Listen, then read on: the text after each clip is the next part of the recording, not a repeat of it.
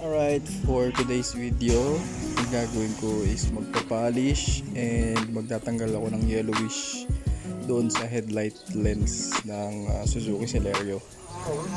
Ayan. So ginawa ko, pinunasan ko na after ko i-polish. And then yung mga ibang stains, binasa ko na gamit yung green na basahan. Yung mga hindi na tanggal dun sa dry na basahan na rin. So, ganyan ang ginagawa ko. Tapos, pinunasan ko ulit ng tuyo na microfiber towel. So, ayan na siya.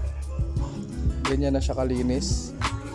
Compare dyan sa kabila na medyo yellowish na yung headlight lens. Okay, so ginawa ko rin siya sa kabilang lens. Binasa ko na siya and then pinunasan ko ng dry na microfiber towel. Punas lang kaysa matuyo. And then ang gamit ko pala dyan is Rain X na headlight polisher. Yan. Konti lang. Tapos ayan, tap lang yan lahat sa buong headlight.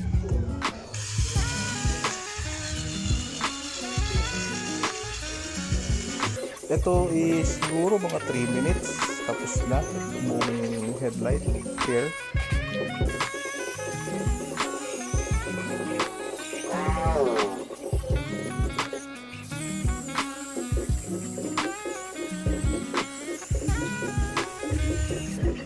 Okay, so binasa ko ulit siya or ginamitan ulit siya ng basahan. Yan, ang linaw na, di ba? Clear na siya. Tapos try ulit na basahan. Yan.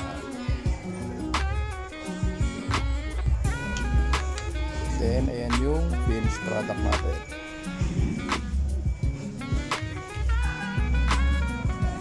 Alright, so yan lang. Thank you for watching. Bye bye.